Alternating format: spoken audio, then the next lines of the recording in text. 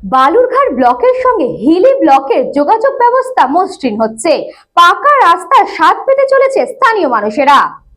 স্বাধীনতার পরে পাকা রাস্তা স্বাদ পেতে চলেছে মানুষ। নতুন রাস্তা নির্মাণের মাধ্যমে বালুরঘাট ব্লকের সঙ্গে হিলি ব্লকের যোগাযোগ ব্যবস্থা মসৃণ হচ্ছে। বালুরঘাটের চিঙ্গিসপুর গ্রাম পঞ্চায়েতের দুর্গাপুর থেকে হিলি বিনশিরা গ্রাম পঞ্চায়েতের মকরামপুর ফুটবল মাঠ পর্যন্ত নতুন পাকা রাস্তা সংযোগ বাড়ছে। পৃথক একটি প্রকল্প বিএসএফ থেকে সাধারণ মানুষের চলাচলের রাস্তাও সংস্কার করছে উত্তরবঙ্গ উন্নয়ন দফতর। এদিন দুপুর একটি অনুষ্ঠানের মধ্যে দিয়ে দুটি রাস্তার শিলান্যাস করলেন দক্ষিণ দিনাজপুর জেলা পরিষদের জনস্বাস্থ্য ও পরিবেশ কর্মাধ্যক্ষ কৌশিক মাহাতো। ওই অনুষ্ঠানে উপস্থিত ছিলেন দক্ষিণ দিনাজপুর জেলা তৃণমূলের সভাপতি সুভাষ ভাওয়াল, বালুরঘাট পঞ্চায়েত সমিতির সভাপতি অরূপ সরকার সহ অন্যান্যরা।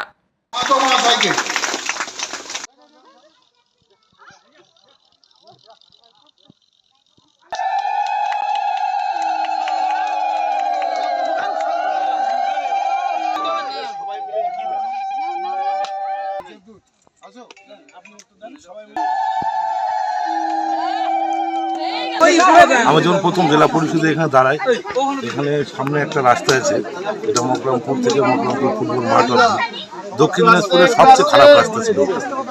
এটা তো পঞ্চায়েত সমিতি দিয়ে হয় না, এটা আমাদের এমপি নেই, এমএলএ নেই, আমাদের উত্তরবঙ্গ উন্নয়ন দপ্তর এবং সঙ্গে আমাদের মন্ত্রী বিপ্লব মিত্র কে ওনার কাছে বারবার গিয়ে আমরা এই 3,21,00,000 আমরা দুটো রাস্তাতে ব্যয় করার জন্য সরকার টেন্ডার করেছেন। এই রাস্তা দুটি হয়ে গ্রামের লোকের প্রচণ্ড সুবিধা হলো। আমরা যেদিন প্রথম এখানে এসেছিলাম, ওনারা বলেছিলেন ভোটের আগে সবাই আসে, রাস্তা দেখে যায়, ভোট নিয়ে চলে যায়।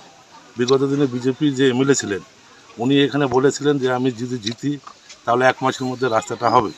সেখানে 5 বছর হয়ে গেল, সামনে বিধানসভা, এখানকার লোক খুব চিন্তিত ছিলেন। তো আমরা বলেছিলাম 5 মাসের মধ্যে রাস্তাটা হবে। আমরা যেদিন এখানে ইঞ্জিনিয়ারকে নিয়ে আসি তো ওনারা হেসেছিলেন। তো এখন 3 মাস হলো আর কি রাস্তাটা টেন্ডার হয়েছে, খুব তাড়াতাড়ি এটা শেষ হবে। হিলি থেকে বিদ্যুৎ কুমার মাহাতের রিপোর্ট, নিউজ পঙ্গ টাইম। এই খবরটি নিবেদন করছে স্বামী বিবেকানন্দ ইউনিভার্সিটি, আপনার সন্তানের স্বপ্নের ভবিষ্যৎ গড়ে তোলার একমাত্র সঠিক ঠিকানা।